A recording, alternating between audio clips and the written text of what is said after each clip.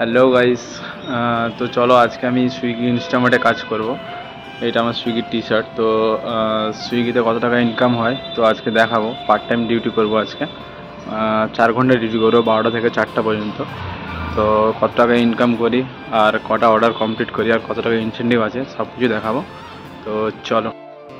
তো গাইস, এটা ছিল সুইগিতে বুক করার গিকগুলো। তো 12টা থেকে 2টো বুক করা ছিল, 2টো থেকে 4টা বুক করে স্টোরের কাছে পৌঁছে গেলাম। তো স্টোরটা ছিল 1 কিলোমিটার দূরে, তো কাছেই ছিল রুমের।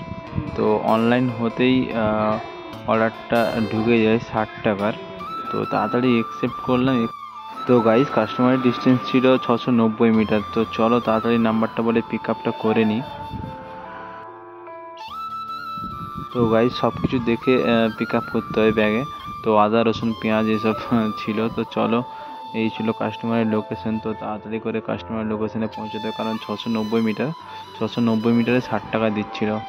তো ঘন্টায় কটা অর্ডার মারা যায় দেখা যাক। তো চলো তাড়াতাড়ি। তো আজকে প্রথম অর্ডারটা কমপ্লিট করলাম, 60 টাকা দিয়েছিল। তো নেক্সট অর্ডারও চলে এসেছিলো তাড়াতাড়ি। তো চলো, অর্ডারটা রেডিও আছে। তো তাড়াতাড়ি পিক আপ করলাম। তো এই অর্ডারটা ছিল একটা চালের প্যাকেট।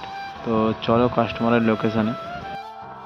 তো এই দ্বিতীয় অর্ডারটা ছিল একটা অ্যাপার্টমেন্টে। তো বি ব্লকে ছিল, কাস্টমারকে ডেলিভার করেও দিলাম চালের প্যাকেটটা। তো চলো, এটাও 60 টাকা দিয়েছে। তো এরপর আরও ছোটো ছোটো অনেক কটা অর্ডারই ডেলিভার করলাম। তো আজকে 40 টাকা প্রতিটা অর্ডারে এক্সট্রা ছিল। তো এই যে শাক আরও ছিল, তিনি বাঙালি ছিলেন। তো ডেলিভারগুলো কমপ্লিট করলাম আস্তে আস্তে। তো ডেলিভার কমপ্লিট করার পর আজকে লাস্ট অর্ডারটা ঢুকে গেল 55 টাকা। তো তাড়াতাড়ি পিক আপ করতে হবে। তো পিক আপ করে ডেলিভারটা কমপ্লিট করলাম আজকে লাস্ট অর্ডারটা।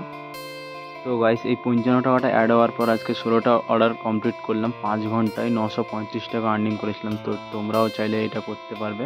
তো চলো, দেখা হচ্ছে পরের ভিডিওতে।